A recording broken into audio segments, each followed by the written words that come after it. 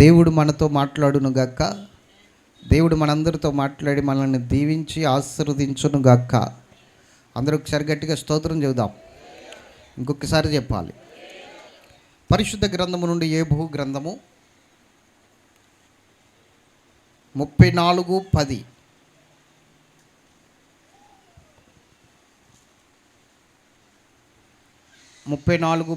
విజ్ఞానం గల మనుషులారా, నా మాట ఆలకించుడి. దేవుడు అన్యాయం చేయట అసంభవం.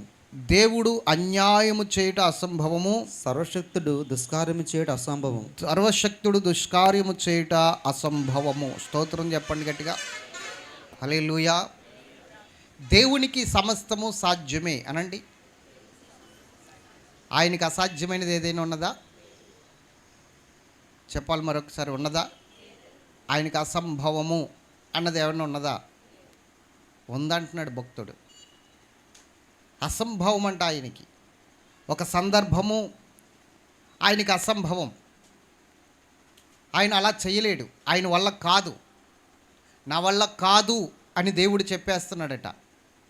అసంభవము, నా వల్ల కాదు అని చెప్తున్న సందర్భము ఏమిటి అంటే, తనను నమ్మిన వారిని, తన చెంతకు చేరిన వారిని, ఆయన పాదాలు పట్టుకున్న వారిని, ఆయన యొక్క సన్నిధిలో పాప క్షమాపణ కొరకై విజ్ఞాపన చేస్తున్న వారిని ఆయన దర్శించుకుండుట, అన్యాయము చేయుట అసాధ్యము, అసంభవము. స్తోత్రం చెప్పండి గట్టిగా. ఆయనకు ఒకటే అసాధ్యము, అన్యాయము చేయుట. ఆయనకు ఒకటే అసంభవము, దుష్కార్యము చేయుట. ఆయనకి అన్యాయము చేయుట రాదు, దుష్కార్యము చేయుట రాదు. స్తోత్రం చెప్పాలి. ఆయన ప్రతి ఒక్కరిని కూడా ఆదరించగలిగిన దేవుడు, ప్రేమించగలిగిన దేవుడు. ప్రతి ఒక్కరిని కూడా తన చెంతకు చేర్చుకుని అన్ని విషయాల్లో కూడా సహాయం చేసి ఉన్నతమైన స్థాయిని ఏర్పరచగలిగిన దేవుడు. తలగా చేస్తాను అన్న దేవుడు కడగా చేసేవాడు కాడు. ఆయనని నమ్మిన వారిని అన్యాయం చేయడు. ఆయన చెంతకు వచ్చిన వారిని అన్యాయం చేయడు. ఆయన పాదాలు పట్టుకున్న వారిని అన్యాయం చేయడు. స్తోత్రం చెప్పాలి గట్టిగా. కానీ నీవు నమ్మకంగా ఆయన్ని వెంబడిస్తున్నావో లేదో అన్నదే ప్రశ్న. నీవు నమ్మకంగా ఆయన సన్నిధిని వెతుకుచున్నావో లేదో అన్నదే ప్రశ్న. నువ్వు నమ్మకమైన వ్యక్తిగా ఆయనకి పూర్తిగా సరెండర్ అయ్యావా లేదా అన్నదే ప్రశ్న. ఈరోజు చాలామంది వస్తారు వెళ్తారు, కానీ ఆయనకి సరెండర్ అవ్వడం మాత్రం జరగదు. చాలామంది వస్తారు వెళ్తారు, కానీ ఎంత మాత్రం కూడా ఆయనకి లోబడరు, సరెండర్ అవ్వరు. మరి ఎలాగా? ఏ విధముగా? వచ్చినప్పటికీ వేషధారణే, కూర్చున్నప్పటికీ వేషధారణే, భక్తి చేస్తున్నప్పటికీ వేషధారణే, మాట్లాడుతున్నప్పటికీ వేషధారణే. పైనొకటి లోనొకటి, మాట్లాడేది ఇంకొకటి అన్నట్లుగా మన జీవితాల్లో అంతా వేషధారణే. ఇంకెందుకు? దేవుడు సన్నిధిలో అద్భుతాలు ఎలా జరుగుతాయి? దేవుడు మన పట్ల కార్యాలు ఎలా జరిగిస్తాడు? దేవుడు మన పట్ల అద్భుతాలు ఏ విధంగా జరిగిస్తాడు? ఒక్కసారి ఆలోచన చేయండి. దేవుని సన్నిధిలో వాక్యం వింటున్న ప్రియ సహోదరి సహోదరుడా, ఈరోజు దేవుడు మనతో మాట్లాడుతున్నాడు. ఎవరైతే ఆయన సన్నిధిలో నమ్మకమైన వారిగా ఆయన పాదాలు పట్టుకుంటారో వారిని ఈరోజు ఖచ్చితంగా ఆయన దర్శించబోతున్నాడు. ఖచ్చితంగా ఆయన వారిని ఆశీర్వదించబోతున్నాడు. ఖచ్చితంగా వారిని ఉన్నతమైన స్థాయిలో, అంటే తలగా నియమించబోతున్నాడు. ఎవరిని ఆయన అన్యాయం చేయడు. దేవుడు దుష్కార్యం చేయట అసంభవం, దేవుడు అన్యాయం చేయట అసంభవం. స్తోత్రం చెప్పాలి గట్టిగా. హల్లెలూయా. ఏదైనా మన యొక్క స్వయంకృత అపరాధం వల్లనే జరుగుతుందేమో, కానీ దేవుని వల్ల జరగదు. గుర్తుంచుకోండి. మనం ఏదైనా కీడు అనుభవిస్తున్నామంటే, ఏదైనా శ్రమ అనుభవిస్తున్నామంటే, ఏదైనా శోధన అనుభవిస్తున్నామంటే, కష్టాన్ని మనం అనుభవిస్తున్నామంటే, బలహీనతలు పాలు అవుతున్నామంటే ఖచ్చితంగా మన లోపం ఉంటుంది. అది భక్తి విషయంలో కావచ్చు, విశ్వాసం విషయంలో కావచ్చు, తలంపుల విషయంలో కావచ్చు, మాటల విషయంలో కావచ్చు, ఆలోచన విషయంలో కావచ్చు, మరి ఏదో విషయంలో తప్పిపోయిన వారిగా ఉన్నాము. కాబట్టి ఈరోజు ఇలాంటి పరిస్థితిని మనం అనుభవించవలసి వస్తుంది. దేవుడా, ఏమిటి నా పరిస్థితిని ఏడవలసిన పరిస్థితి వచ్చింది. ఈరోజు ప్రతి ఒక్కరూ గమనించండి, దేవునికిని మనం అనుభవిస్తున్న శ్రమలకి అసలు సంబంధం లేదు. మనం అనుభవిస్తున్న కష్టాలకును బలహీనతలకును దేవునికి సంబంధం లేదు. ఎందుకంటే ఆయన దగ్గరికి వచ్చి ఈ శ్రమ అనుభవించటం అనేది ఒక్కసారి నువ్వు ఆలోచించుకోవలసిన విషయం. ఎందుకంటే ఆయన ఈ లోకంలో మానవుల కొరకు తాను ఎందరైతే అంగీకరిస్తున్నారో వారందరి కొరకు కూడా ఆయన ఆల్రెడీ శ్రమ పొందేశాడు. స్తోత్రం చెప్పాలి గట్టిగా. ఆల్రెడీ మానవుల యొక్క ప్రతి పాపమును, ప్రతి శాపమును తొలగించడానికి ఆయన సిలువలో అడ్డకొయ్య మీద, నిలువ కొయ్య మీద వ్రేలాడి, ఆ మూడు మ్రేకుల మీద వ్రేలాడి తన ఒంటిలో ఉన్న రక్తమును ఆఖరు బొట్టు వరకు ఒలికించి మానవుని పాపమును, శాపమును తొలగించేశాడు. మరి ఆయన సన్నిధికి వచ్చిన తర్వాత, ఆయన సన్నిధిలో మనం ఆయన పాదాలు పట్టుకుని ఆయన రక్తంలో కడగబడిన తర్వాత ఇంకా ఆ పాపము, ఆ శాపము మన మీద ఉండడానికి వీలు లేదు. ఇప్పటికీ ఇంకా మనం ఆ శాపం అనుభవిస్తున్నామంటే, ఇప్పటికీ ఇంకా మనం ఆ కష్టం అనుభవిస్తున్నామంటే, ఆ శోధన అనుభవిస్తున్నామంటే శాపము తొలగిపోలేదని అర్థం. శాపము తొలగిపోలేదంటే పాపము తొలగిపోలేదని అర్థం. పాపము తొలగిపోలేదు అంటే యేసును నువ్వు మనస్ఫూర్తిగా అంగీకరించలేదని అర్థం. ఆయన సన్నిధిలో నువ్వు ఒప్పుకోలేదని అర్థం. ఒప్పుకుంటే నీ పాపాలు కడగబడతాయి. ఎందుకంటే ఎవరైనా సరే ఆయన సన్నిధికి వచ్చి పాపాలు ఒప్పుకున్నప్పుడు, అతిక్రమాలు ఒప్పుకున్నప్పుడు ఆయన నమ్మదగిన దేవుడు. స్తోత్రం చెప్పండి గట్టిగా చెప్పండి. ఆయన ఎవరు? నమ్మదగిన దేవుడు. 1 యోహాను పత్రిక 1వ అధ్యాయము 7-8 వచనాలు మనం చదువుదాం. 7-8 వచనాలు ఒక్కసారి మనం చదువుదాం. అయితే ఆయన వెలుగులోనున్న ప్రకారం, ఆయన వెలుగులోనున్న ప్రకారము మనము వెలుగులో నడిచిన ఎడల మనం అన్యోన్య సహవాసం గలవారమై ఉందుము. అప్పుడు ఆయన కుమారుడైన యేసు రక్తము ప్రతి పాపము నుండి మనల్ని పవిత్రులుగా చేయును. మనము పాపం లేని వారిని చెప్పుకుని, మనము పాపము లేని వారమని చెప్పుకుని ఎడల మనల్ని మనమే మోసపుచ్చుకుందుము.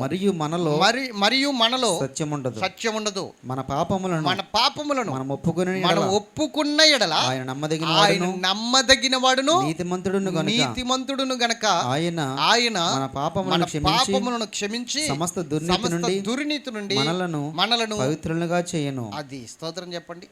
ఆయన నమ్మదగిన దేవుడు.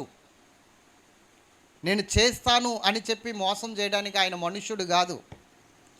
నేను చేస్తాను అని చెప్పి తప్పుకోవడానికి ఆయన రాజకీయ నేత కాదు. ఆయన సృష్టికర్త అయిన దేవుడు. స్తోత్రం చెప్పండి. మాట ఇచ్చాడు అంటే మాట నెరవేర్చగలిగిన దేవుడు. వాగ్దానం చేశాడంటే ఆ వాగ్దానం నెరవేర్చడానికి శక్తి కలిగిన దేవుడు. కాబట్టి నీవు ఈ రోజున నిన్ను నువ్వు పరీక్షించుకోవలసిన అవసరం చాలా ఉంది. ఒక్కసారి పరీక్షించుకో. ఎందుకు నేను ఈ శ్రమ అనుభవిస్తున్నాను? వ్యర్థముగానే అనుభవిస్తున్నానా? ఈ శ్రమ అనుభవించడానికి కారణం ఏమిటి? ఈ శోధన అనుభవించడానికి కారణం ఏమిటి? ఎప్పుడైనా ఆలోచించి ఈ విధముగా ప్రశ్నార్థంగా దేవుని సన్నిధిలో మోకరించి ప్రార్థన చేసావా? నువ్వు ప్రార్థన చేస్తే, ప్రశ్నార్థంగా ప్రార్థన చేస్తే జవాబు ఇవ్వగలిగిన దేవుడు. నాకు మొరపెట్టుము నీకు ఉత్తరం ఇస్తానన్నాడు. నువ్వు గ్రహించలేని గూఢమైన సంగతులు నీకు తెలియజేస్తానన్నాడు. కాబట్టి నువ్వు ఎప్పుడైతే మొరపెట్టడం నేర్చుకుంటావో, మొరపెట్టడం అంటే ప్రశ్నార్థంగా మొరపెట్టాలి. నా పరిస్థితి ఏమిటి ప్రభా? నా స్థితి ఎలా ఉంది? నా హృదయం ఎలాగుంది? నా అంతరంగం ఎలాగుంది? నా యొక్క ఆంతరంగ స్వభావం ఎలాగుంది? నా మనస్సు ఎలాగుంది? నా ఆలోచన ఎలా ఉంది? ఇలా నువ్వు ఆయన సన్నిధిలో మొరపెట్టగలిగితే ప్రశ్నార్థంగా సమాధానం ఇవ్వడానికి సమర్థుడైన దేవుడు. ఖచ్చితంగా సమాధానం ఇస్తాడు. ఖచ్చితంగా. అయితే తెలుసుకోవాలన్న మనసు, తగ్గింపు, దేవుని సన్నిధిలో నిలబడి ఓర్పు నీకుంటే ఖచ్చితంగా ఆ సమాధానాన్ని దేవుడు పంపించబోతున్నాడు. హల్లెలూయా. అర్థమవుతుందా? జాగ్రత్తగా వినండి. దేవుడు ఈరోజు మనతో మాట్లాడుతున్నాడు. దేవుడు అన్యాయం చేయుట అసాధ్యము. నయోమి అని ఒక స్త్రీ బెత్లెహేముని విడిచిపెట్టి మోయాబీల దేశం వెళ్ళిపోయింది. బెత్లెహేములో కరువు వచ్చింది. చెప్పండి, ఏమొచ్చింది? కరువు అనేది ఎందుకు వచ్చింది, దేని నిమిత్తం వచ్చింది అన్నది మనం ఆలోచన చేస్తే, దేవుని బిడ్డలు తమ ఇష్టానుసారంగా నడవడాన్ని బట్టి 1, 2 దేవుడు పరీక్షించే పరిస్థితి కూడా ఉండొచ్చు. ఎందుకంటే అన్నీ బాగున్నప్పుడు మనం దేవుడు గొప్పవాడని చెప్తాం. పరిస్థితులు మనకు అనుకూలంగా లేనప్పుడు కూడా దేవుడు గొప్పవాడని చెప్పగలిగిన వారు కావాలి ఆయనకి. పరిస్థితులు ప్రతికూలంగా ఉన్నప్పుడు, పరిస్థితులు అన్నీ నీకు విరోధముగా ఉన్నప్పుడు, అన్నీ నీకు విరోధముగా పోగొడుతున్నప్పుడు, నీ వారు కూడా నీకు విరోధముగా మారిపోతున్నప్పుడు, నీ మీద నిందలు వేస్తున్నప్పుడు, నువ్వు నమ్మిన వారే నిన్ను మోసం చేస్తున్నప్పుడు దేవుడు గొప్పవాడు అని చెప్పగలగాలి. ఆ స్థితి నీలో నుండి రావాలని దేవుడు చూస్తూ ఒక్కొక్కసారి ఆయన ఇలాంటి శ్రమలు కూడా కలగజేయవచ్చు. అయితే అక్కడ కరువు వచ్చింది. ఆ కరువు వచ్చిన పరిస్థితిని బట్టి చాలామంది నిలబడ్డారు, కానీ నయోమి మాత్రం నిలబడలేకపోయింది.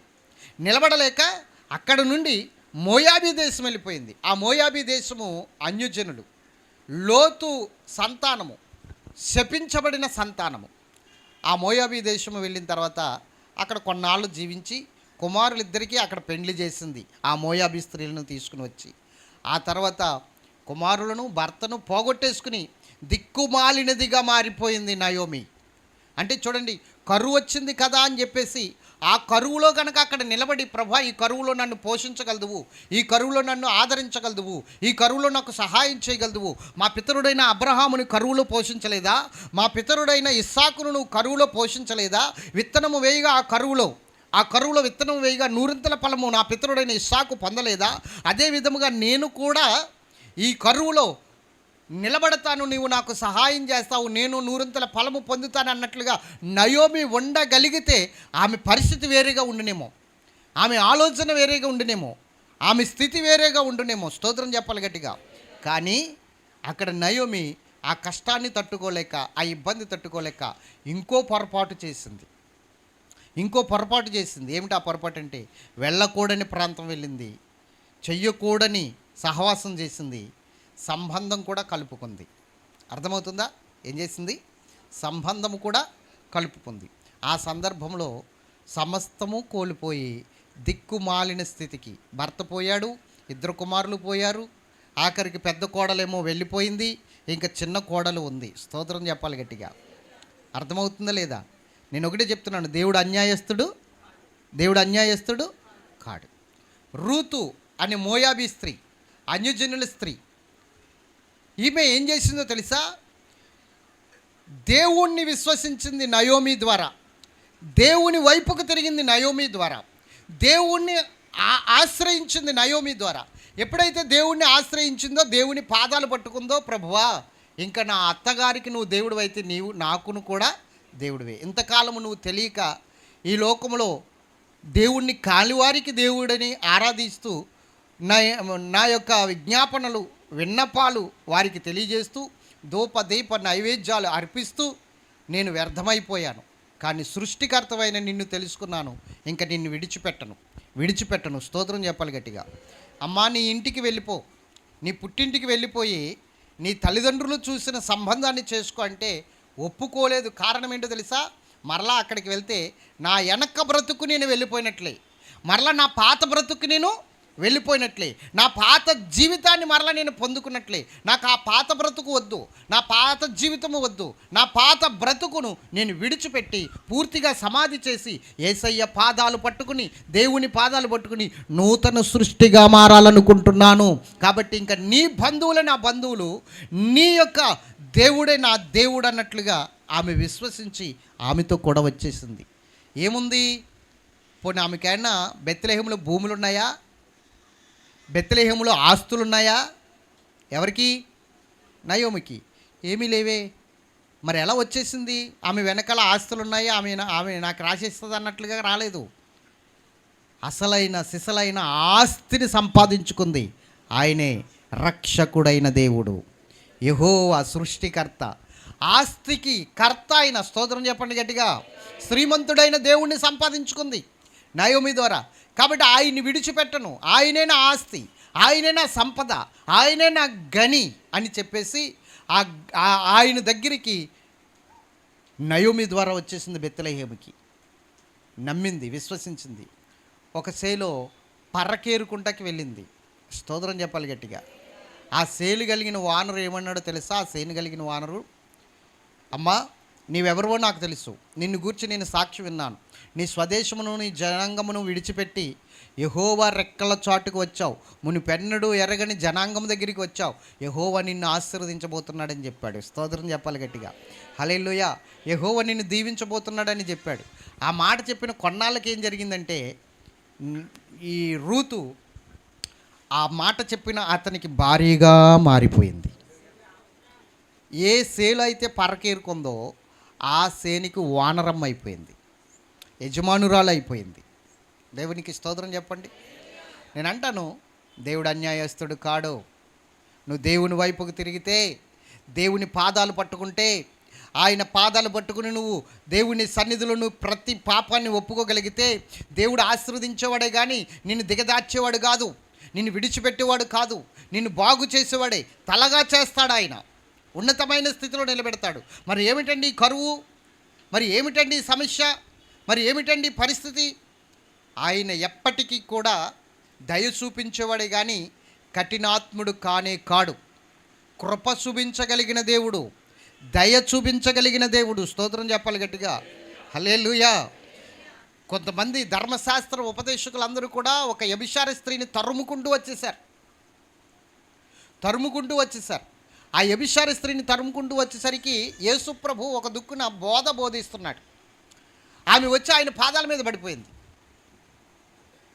అక్కడ ఆమెను తరుముకొచ్చిన వారందరూ కూడా చేతుల్లో రాళ్ళు పట్టుకుని ఉన్నారు ఆమెను కొట్టి చంపేయడానికి. ఎందుకంటే మోషే చట్టము ప్రకారంగా, ధర్మశాస్త్రము ప్రకారంగా వ్యభిచారం చేస్తూ పట్టబడిన స్త్రీని రాళ్లతో కొట్టి చంపాలి. అది యూదుల ధర్మం. స్తోత్రం చెప్పాలి గట్టిగా. హల్లెలూయా.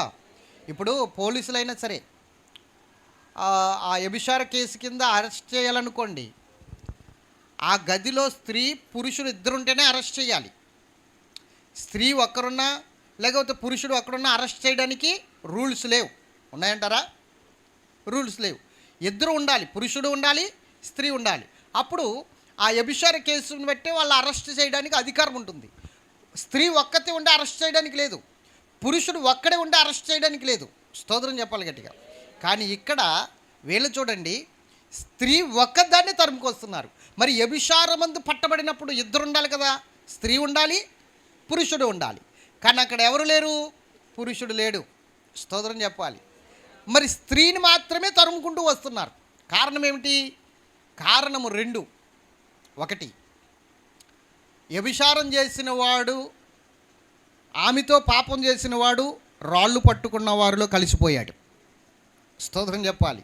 ఎందుకంటే వారిలో ఒకడు కాబట్టి. వాడు యూదా ధర్మశాస్త్రము ఎలా ఉందంటే, ఆ ధర్మశాస్త్రోపదేశకులు ఎలా ఉన్నారంటే, మేము నీతిమంతులము, మేము పరిశుద్ధులము, మేము చేస్తున్నదంతా కరెక్టే, కానీ ఎదుటివాడు తప్పు అన్నట్లుగా వారు ఎలుచూపు చూసేవారు, వేలుపెట్టి తీర్పు తీర్చేవారు. అర్థమవుతుందా? ప్రతి విషయంలో కూడా మేమే కరెక్ట్ అన్నట్లుగా ఉండేవారు వాళ్ళు. ఎదుటివారినే విమర్శించేవారు వాళ్ళు. కాబట్టి వాళ్ళకి సంబంధించిన వాడు ఎవడ పాపం చేసినా వారు ఏం చేసేవారంటే ఆ పాపాన్ని కప్పిపెట్టేసేవారు, ఒప్పుకునేటట్లు చేసేవారు కాదు. ఆ పాపం చేసిన వాడినేమో ఈ గుంపులోకి లాగేసుకున్నారు, ఆమెను మాత్రం తరుముకుంటూ వస్తున్నారు. ఇది మొదటి కారణం. రెండవ కారణం, యేసుప్రభు దగ్గరికి వచ్చి ఆమె పాదాలు పట్టుకున్నప్పుడు అక్కడ రాయబడి ఉంటుంది, ఆయన్ని శోధించడానికి మాట అడుగుతున్నారట. ఎవరిని? యేసుప్రభుని శోధించడానికి మాట అడుగుతున్నారట. ఏమిటి, ఎందుకు శోధిస్తున్నారు అంటే, యేసుప్రభుని ఏమని అడిగారో తెలుసా వాళ్ళు? బోధకుడా, మోషే ధర్మశాస్త్రం ప్రకారంగా వ్యభిచారం చేస్తూ పట్టబడిన స్త్రీని రాళ్లతో కొట్టి చంపాలని ధర్మశాస్త్రం చెప్తుంది. కాబట్టి ఇప్పుడు ఈమెను రాళ్లతో కొట్టి చంపమందువా సంపొద్దందువా అని అడుగుతున్నారు. ఎందుకు అడుగుతున్నారు? దేవుని అనగా యేసుప్రభుని శోధించడానికి, ఆయన్ని ఇరుకులో పెట్టడానికి. ఎందుకంటే ఆయన ఏమన్నాడు తెలుసా? నేను పాపులను పిలవవచ్చితిని కానీ నీతిమంతులను పిలవరాలేదు అని చెప్పాడు. నేను కృప చూపించవచ్చు తిని, కరుణ చూపించవచ్చు తిని, తీర్పు తీర్చడానికి రాలేదు, శిక్షించడానికి రాలేదు.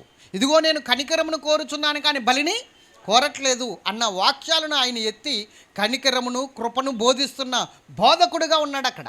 కాబట్టి ఇప్పుడు వారి యొక్క ఆలోచన ఏంటంటే, కొట్టమందువా అంటే ధర్మశాస్త్రం ప్రకారం కొట్టి చంపేయండి అని ఈయన అన్నాడు అనుకో, మరి కృప చూపిస్తానన్నావు, కరుణ చూపిస్తానన్నావు అని అడుగుతారు. స్తోత్రం చెప్పాలి గట్టిగా. హల్లెలూయా. రెండు, వద్దు, చంపడానికి వీల్లేదు, కృప చూపిందాం అంటే అంటే ధర్మశాస్త్రానికి విరోధముగా బోధిస్తున్నావు నువ్వు, ధర్మశాస్త్రానికి విరోధముగా నువ్వు మాట్లాడతావా అని ఇరుకున పాడేయడానికి యేసుప్రభుని శోధించడానికి ఆ మాటలు అడిగారట. యోహాను సువార్త 8వ అధ్యాయంలో ఈ మాటలు మనకు కనబడతాయి. 8 చదవండి. యోహాను సువార్త 8వ అధ్యాయము. బోధకుడా ఈ స్త్రీ వ్యభిచారం చేయుచుండగా పట్టబడెను. ఈ స్త్రీ వ్యభిచారం చేయుచుండగా పట్టబడెను. అట్టి వారిని రాళ్ళు రువి చంపవలెనని ధర్మశాస్త్రంలో మోషే మనకు ఆజ్ఞాపించింది కదా. అయినను నీవేమి చెప్పుచున్నావని ఆయన అడిగిరి. ఆయన మీద నేరం మోపవలెనని ఆయనను శోధించుచు ఇలాగున అడిగిరి. చెప్పండి, ఇప్పుడు ఆయన మీద ఏం మోపాలని? ఎందుకు? ఒకటేమో ఆమె ఒక్కదాన్నే తరుగుతున్నారు, ఇంకొకరిని కూడా తరవడం మానేశారు.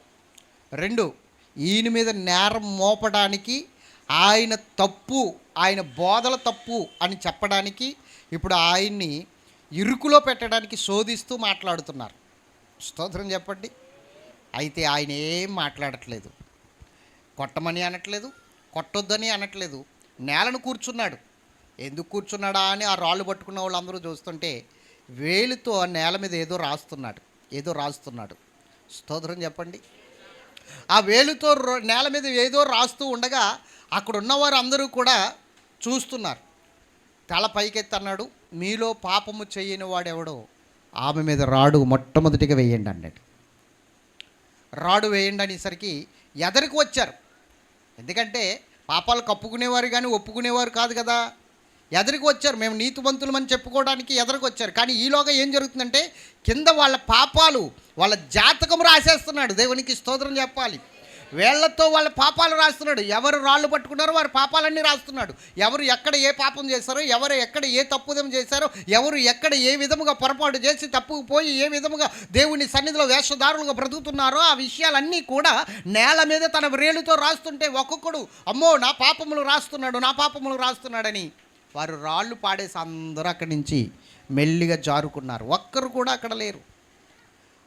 అప్పుడు యేసు ప్రభు ఆమెను చూసి, అమ్మా నిన్నెవరూ శిక్షించలేదు కదా అని అడిగారు.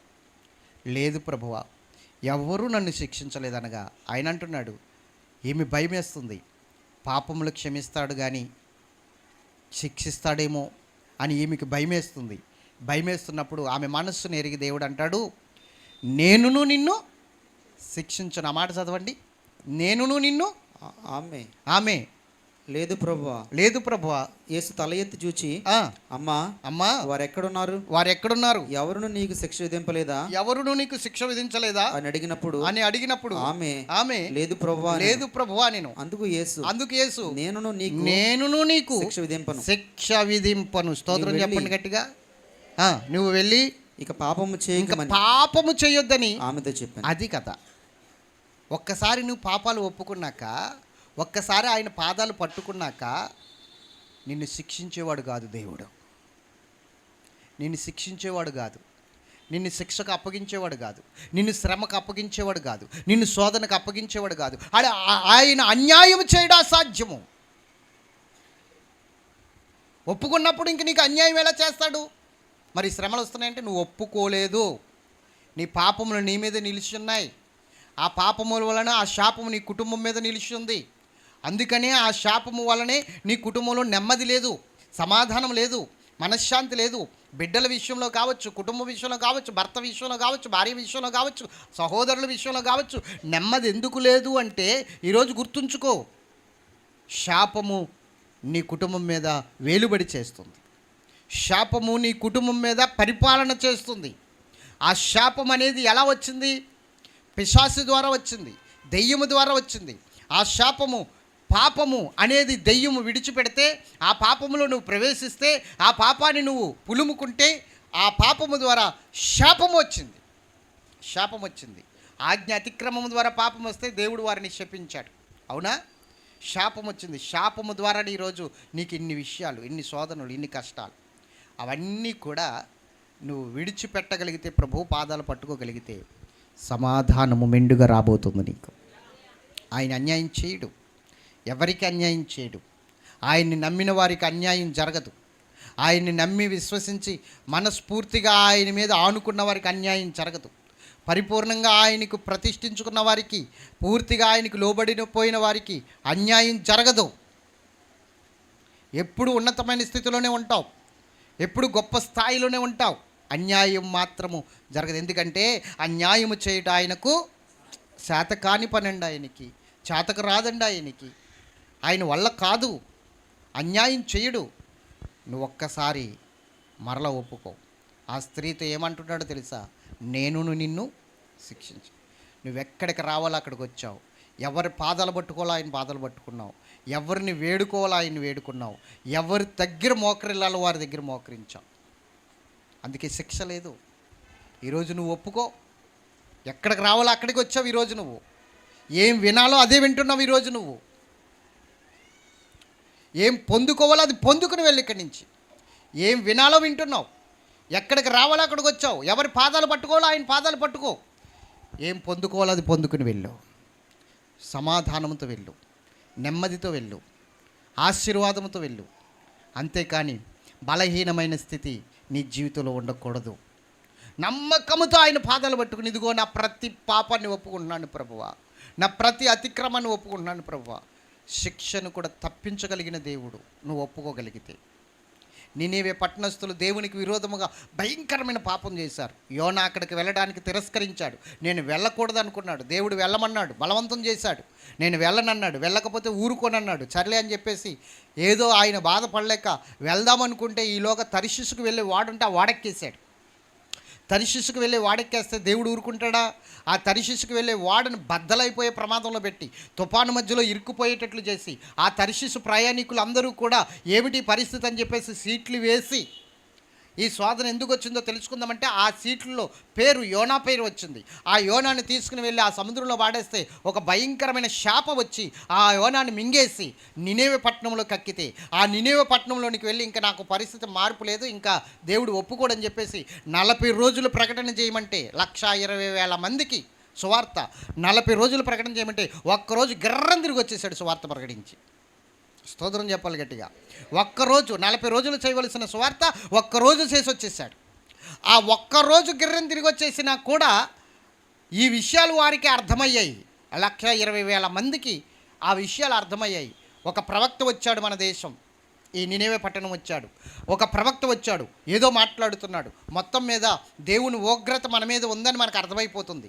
ఖచ్చితంగా దేవుని ఉగ్రత మన మీదకి వచ్చిందంటే మనం నాశనం అయిపోతాం, మనము పతనం అయిపోతాం. కాబట్టి చిన్నలు, పెద్దలు, వృద్ధులు, యవనస్తులు అందరూ, అంతేకాదు పశువులు, జంతువులు అన్నీ కూడా 3 రోజులు ఉపవాస ప్రార్థన చేద్దాం అని చెప్పేసి వీళ్ళు ఏం చేశారో తెలుసా? నినేవే పట్టణస్థులు సరిగ్గా ఇతని బోధ అర్థం కాకపోయినప్పటికీ సరే, సరిగ్గా ఈయన బోధ వీళ్ళు వినకపోయినా సరే, మొత్తం మీద ఏదో కీడుందని సూచించి దేవుని ప్రేరేపణ బట్టి ఉపవాసం ఉండి పశ్చాత్తాపముతో కన్నీటితో వారి పాపాలు ఒప్పుకున్నారు. గోని బట్ట కట్టుకున్నారు. నినేవే పట్టణానికి సంబంధించిన రాజు కూడా రాజు వస్త్రాలు తీసివేసి సింహాసనాన్ని దిగిపోయి బూడిదలో కూర్చుని గోనె బట్టలు కట్టుకొని యూదుల ప్రకారముగా వారు కూడా ప్రార్థన చేస్తూ ఉపవాసం ఉండి కన్నీరు కారుస్తుంటే దేవుడు సంతాపము నొందాడట. దేవునికి స్తోత్రం చెప్పాలి గట్టిగా. హల్లెలూయా. వారి విషయమై దేవుడు ఏం చేశాడో తెలుసా? వెంటనే మార్పు చేసుకున్నాడు. ఆయన నిర్ణయం, ఆలోచన మార్చుకున్నాడు. వెంటనే వారికి రావలసిన కీడుని తప్పించాడు, వారికి రావలసిన శ్రమను తప్పించాడు, వారికి రావలసిన శోధనను తప్పించాడు.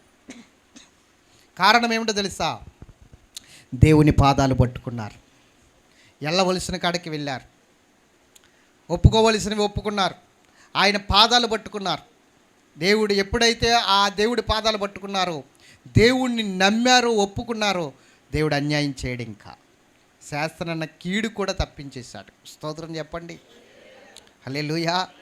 దేవునికి అసాధ్యమైనది ఏముంది? అసాధ్యమైనది లేదు. కానీ ఆయనకు ఒక్కటే అసాధ్యం, అన్యాయము చేయుట అసాధ్యము. దేవునికి అన్యాయం చేయడం అసాధ్యము. ఈరోజు నీ పరిస్థితి మారట్లేదని ఏడుస్తున్నావా? బాధపడుతున్నావా? నినేవే పట్టణస్థులాగా ఆయన పాదాలు పట్టుకో. ఆ వ్యభిచార స్త్రీలాగా ఆయన పాదాలు పట్టుకో. రూతులాగా ఆయన పాదాలు పట్టుకో. నిన్ను హెచ్చించకపోతే నన్ను అడుగు, నిన్ను ఫలింపులోనికి తీసుకురాకపోతే నన్ను అడుగు, నిన్ను ఆశీర్వదించకపోతే నన్ను అడుగు. నామకార్థపు జీవితం. మన శ్రమలకు కారణం అదే. ఇష్టం ఉంటే వస్తాం సన్నిధికి, ఇష్టం లేకపోతే రాము. ఏమంటే బాగోలేదండి, బలహీనత అండి, తలపోటండి, కాలు నొప్పులండి, మోకాలు నొప్పులండి. ఏ నొప్పి అయితే ఏమిటి? దేవుని సన్నిధిలో కూర్చుంటానికి నొప్పి ఏంటమ్మా? దేవుని సన్నిధిలో కూర్చొని ప్రార్థించడానికి నొప్పి ఏమిటి? 365 రోజులు మేము దేవుని సన్నిధిలోనే గడుపుతాం. దేవునితోనే ఎక్కువ సహవాసం చేస్తాం. ప్రతి విషయంలోనే దేవుడు మాతో కూడా మాట్లాడతాడు. స్తోత్రం చెప్పండి. మీతోనే కాదు, నిలబడ్డ మాతో కూడా మాట్లాడతాడు. మేము సరి చేసుకుంటూ ఉంటాం. 365 రోజులు ఆయన సన్నిధిలో ఉంటూ ఆయన సన్నిధిలో నడుస్తున్నాం. మేమే సరి చేసుకోవాల్సిన పరిస్థితులు వస్తాయి. వారానికి ఒకసారి 2 సార్లు వచ్చి మీరెంత సరి చేసుకోవాలి? మీరెంత సరి చేసుకోవాలి? ఒకసారి ఆలోచించండి. దేవుని బిడలారా, దేవుని వైపుకు తిరగండి, మారు మనసు పొందండి, మార్పు చెందండి, దేవుని సన్నిధిలో పశ్చాత్తాపడండి. ఎప్పటికైనా ఆయన అన్యాయం చేయడు. స్తోత్రం చెప్పాలి గట్టిగా.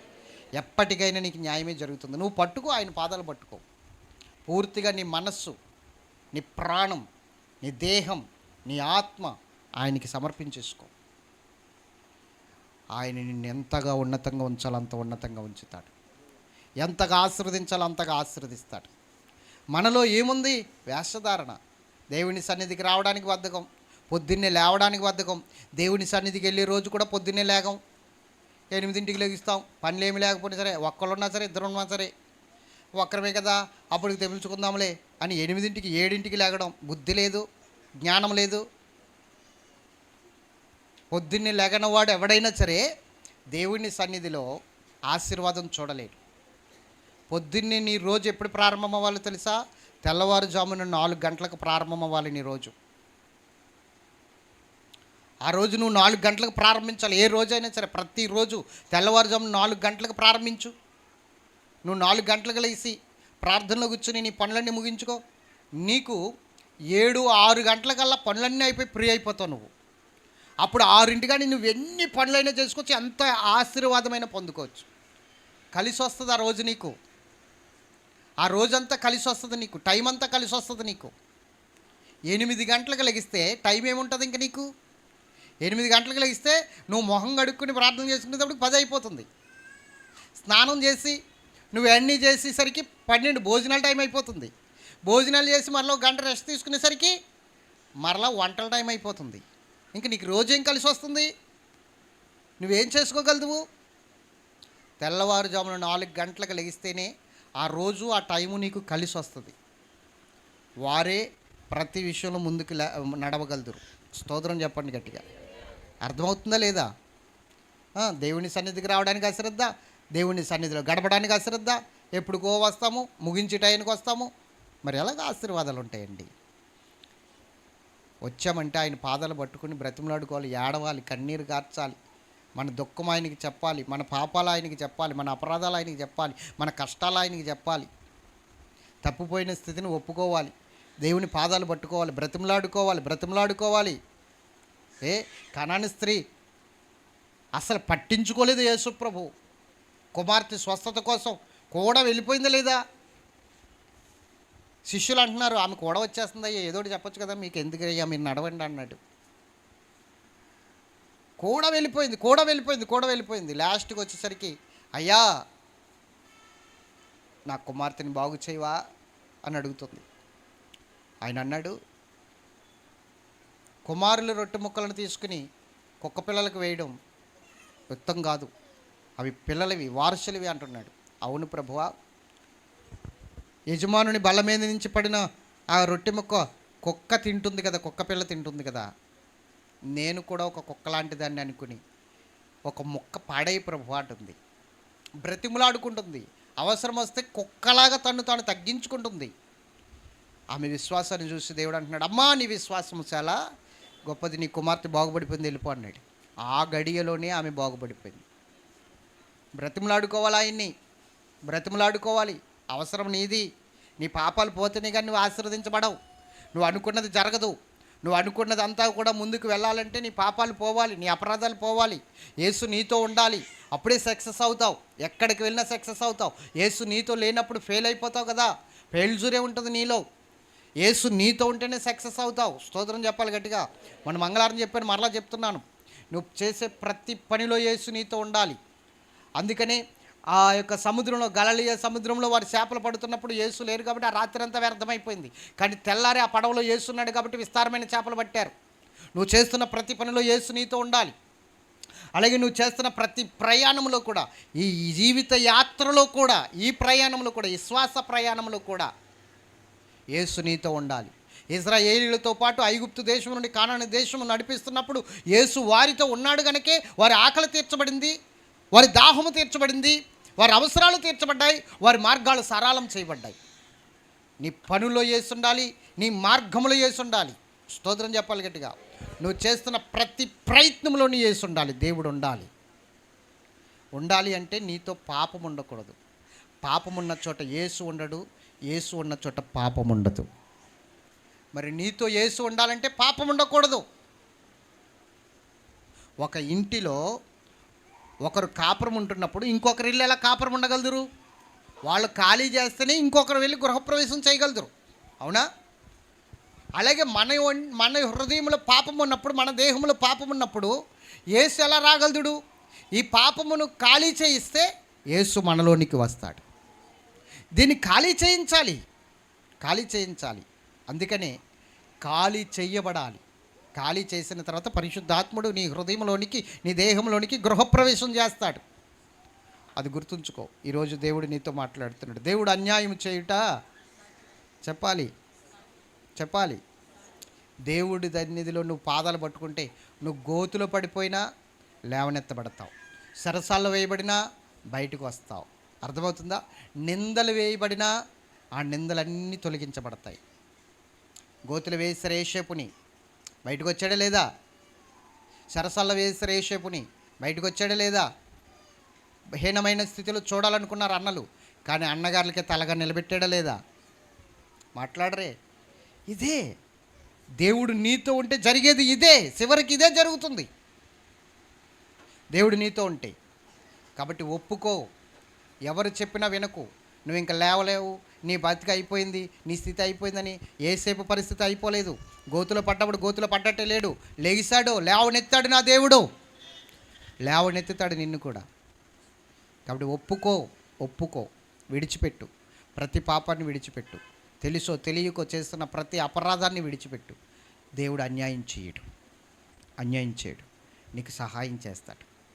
దేవుడు అన్యాయం చేయుట చెప్పండి అసాధ్యమో కాదా? ఆయన అన్యాయం చేస్తాడా? అన్యాయం చేసేది సాతానుడు ఒక్కడే. నిన్ను నాశనం చేసేది చూపిస్తాడు, ఆశలు పెడతాడు, ఎన్నో కోరికలు చూపిస్తాడు, రమ్మంటాడు. చివరికి ఆడిదాకా వచ్చిన దాకా నిన్ను అక్కడి నుంచి అగాధంలోనికి తోసేస్తాడు, నాశనం చేస్తాడు. వాడి మాట వినకు, లోకం వైపు చూడకు, యేసు వైపు చూడు. ఖచ్చితంగా ఆయన నిన్ను ఆశీర్వదించబోతున్నాడు, ఖచ్చితంగా ఆయన నిన్ను బాగు చేయబోతున్నాడు. మారు మనసు పొందు. ఆ స్త్రీతో చెప్పిన మాట మరలో ఒకసారి గుర్తు చేస్తున్నాను. ఆమెతో ఏమన్నాడో తెలుసా? అమ్మవారు నిన్ను శిక్షించలేదు కదా, నేనును నిన్ను శిక్షించను, ఇంకెన్నడూ పాపము చెయ్యకన్నాడు. నేను చెప్తున్నాను, ఒప్పుకున్న తర్వాత, విడిచిపెట్టిన తర్వాత మరెన్నడూ ఆ పాపము జోలికి వెళ్ళకు. ఆ పాపము నీ జీవితంలో కనబడనివ్వకు. ఇంకా దేవుని సన్నిధి పూర్తిగా దాన్ని సిలువ వేసి, చంపేసి, సమాధి చేసి నూతన సృష్టిగా నీవు మరలా మృతులలో నుండి పైకి లేవనెత్తబడాలి, వెలిగించబడాలి. ఎంతమందికి అర్థమైంది చెప్పాలి. ఈరోజు నువ్వు నిజంగా ఆశీర్వదించబడాలనుకుంటున్నావా? ఇక్కడికి వచ్చిన ఫలితం నువ్వు చూడాలనుకుంటున్నావా? ఇక్కడికి వచ్చిన ఆశీర్వాదం నువ్వు పొందాలనుకుంటున్నావా? అయితే ఒకటి విషయం, పట్టుగా ఆయన పాదాలు, కన్నీరు కార్చు. ఖచ్చితంగా నిన్ను క్షమిస్తాడు. ఖచ్చితంగా ఒప్పుకోకుండా యాశధారణ బ్రతుకులుంటే క్షమించబడవు, ఆశీర్వదించబడవు. షిమోని ఇంట్లో భోజనానికి కూర్చున్నాడు ఒక రోజున యేసుప్రభు. షిమోని ఇంట్లో ఆయన భోజనానికి కూర్చున్నప్పుడు ఎక్కడి నుంచి వచ్చిందో ఒక స్త్రీ విలువైన అత్తరు పట్టుకొచ్చి ఆయన తలంట పోసేసి కన్నీళ్లతో పాదాలు కడిగి తల వెంట్రుకలతో తుడిచి పెదవులతో ముద్దు పెట్టుకుంటుంది.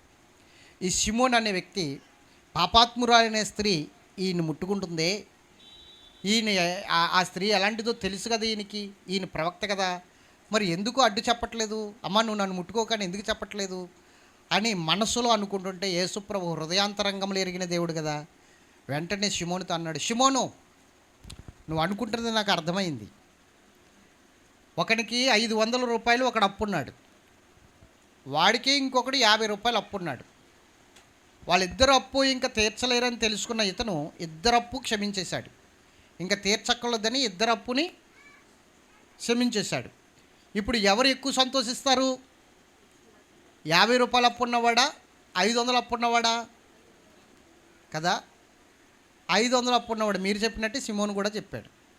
అప్పుడు వెంటనే అన్నాడు, నువ్వు సరిగ్గా చెప్పావు, ఈమె నీకన్నా ఎక్కువ పాపాలు చేసింది అనుకుంటున్నావు కాబట్టి, ఈమె నీకన్నా ఎక్కువ పాపాలు చేసి ఇప్పుడు నా పాదాలు పట్టుకుని పాపక్షమాపణ పొందింది. అంటే నీకన్నా ఎక్కువ పాపాలు చేసి క్షమించబడింది కనుక ఈమె నన్ను ఎక్కువగా ప్రేమిస్తుంది అన్నాడు. స్తోత్రం చెప్పాలి గట్టిగా. ఈమె నన్ను ఎక్కువగా ప్రేమిస్తుంది అంటే అక్కడ అర్థం ఏమిటి? వాడేమో నేను నీతిపంతుని అనుకుని ఆయన్ని వెంబడిస్తున్నాడు, వేషధారణ బ్రతుకు, అందుకనే వాడికి క్షమాపణ అనేది రాలేదు. కానీ ఈవిడ ఎప్పుడైతే ఆయన పాదాలు పట్టుకుని కన్నీరు కార్చి ఆయన పాదాలు తడిపి తల వెంట్రుకలతో ఆ పాదాలు తుడిచి పెదవులతో ముద్దు పెట్టుకుని నేను పాపిని ప్రభాని ఒప్పుకుని ఏడుస్తుందో, ఆమె పాపాలన్నీ కడిగేశాడు దేవుడు, క్షమించేశాడు దేవుడు. ఇప్పుడు వాడికన్నా ఈమె పరిపూర్ణురాలుగా పరిశుద్ధురాలుగా నిలబడింది. ఈరోజు అన్యాయం చేయుడు. నువ్వు ఆశ్రయిస్తే, నువ్వు నమ్మికతో వెళితే అన్యాయం చేయడం అసాధ్యము. ఆయన అన్యాయం చేయడు. ఒక్కసారి ఈ విధముగా ఆయన పాదాలు పట్టుకుని చూడు, ఏ విధముగా నిన్ను హెచ్చించబోతున్నాడో, ఏ విధముగా నిన్ను ఆశీర్వదించబోతున్నాడో. అన్యజనుల మధ్య, నిన్ను వేలన చేసిన వారి మధ్య, నీ బంధువుల మధ్య నిన్ను ఎలాగ తలగా నిలబెట్టబోతున్నాడో ఒక్కసారి నీకు అర్థమవుతుంది. పట్టుగా ఆయన పాదాలు. నీవు తప్ప నాకు వేరే దిక్కు లేరయ్యా, నీవు తప్ప నాకు వేరే ఆశ్రయం లేదయ్యా, నీవే నా కొండ, నా కోట, నా ఆశ్రయము, అన్నీ నీవే, నా బలము నీవే అని పట్టుకో ఆయన కాళ్ళు, ఆయన పాదాలు పట్టుకో. నీవు తప్ప నాకు వేరే దిక్కు లేదు, నా దిక్కు దేవా, నా అన్నీ నీవే ప్రభువా, నాకు సహాయం చేయి, నాకు సహాయం చేయి. నీవు తప్ప నాకు సహాయం చేసేవారు ఎవరునూ లేరు. అమ్మా, నీవు తప్ప నాకు సహాయం చేసేవారు ఎవరునూ లేరు. మనుషులు వేలన చేస్తున్నారు, అవమానపరుస్తున్నారు, వేలన చేయబడే పరిస్థితుల్లో ఉన్నాను, అవమానపరచబడే పరిస్థితుల్లో ఉన్నాను. అయ్యా, నాకు దిక్కెవరు లేరు, నీవు తప్ప, లేదా మరణమే నాకు దిక్కు. కానీ నీవు నాకు సహాయం చేస్తావని నమ్ముతున్నాను, నీ పాదాలు పట్టుకుంటున్నాను, నీవే నాకు సహాయం చెయ్యాలి ప్రభువా అని ఆయన పాదాలు పట్టుకుంటే ఖచ్చితంగా ఆయన చేతుల్లోనికి తీసుకుని ఆయన కౌగిల్లోనికి తీసుకోబోతున్నాడు. నిన్ను ఆశీర్వదించబోతున్నాడు ఆయన, నిన్ను బాగు చేయబోతున్నాడు ఆయన. ఎవరిని విడిచిపెట్టడు, ఎవరికి అన్యాయం చేయడు. నా దేవుడు గొప్ప దేవుడు. నువ్వు నమ్మిన దేవుడు శక్తిమంతుడు, నువ్వు నమ్మిన దేవుడు న్యాయవంతుడు, సత్యవర్తనుడు. ఆయన్ని నమ్మిన తర్వాత నీకు ఎలాంటి కీడు జరగదు. ఒక్కసారి ఆయన పాదాలు పట్టుకొని నీ పాపాలు ఒప్పుకో, శాపాలు తొలగిపోతాయి, ఆశీర్వాదం నీ జీవితంలోనికి రాబోతుంది, దీవెన నీ జీవితంలోనికి రాబోతుంది, సంపద నీ జీవితంలోనికి రాబోతుంది. కాబట్టి ఆయన వచ్చింది ఎందుకు ఒకసారి ఆలోచించు. పాపక్షమాపణ నిమిత్తం. అది ఒక్కటి చెయ్యి నువ్వు, మిగతాదంతా ఆటోమేటిక్గా జరిగిపోతుంది. దాచుకోకు, హృదయంలో పెట్టుకుని కుంగిపోకు, కుమిలిపోకు, ఆయన పాదాలు పట్టుకో. అర్థమైతే గట్టిగా స్తోత్రం చెప్పు, ఇంకొకసారి చెప్పు. అర్థమైందా లేదా? ఎంతమందికి అర్థమైంది? నమ్ముట నీ వలనైతే నమ్మవానికి సమస్తము. ఇప్పుడు చెప్పండి, అన్యాయం చేయుట అసాధ్యము. మన పరిస్థితులే మారాలి. దేవుడు మార్పు లేనివాడు, ఆయన మాట ఇస్తే తప్పనివాడు. మనమే మారాలి. ఏదో తేడా మనలోనే ఉంది, మన కుటుంబంలోనే ఉంది. ఇది ఆలోచించుకోండి. ప్రార్థన చేద్దాం. దేవుడి మాటలు తన వినుకుడులో దీవించును గాక. ప్రార్థన చేద్దాం.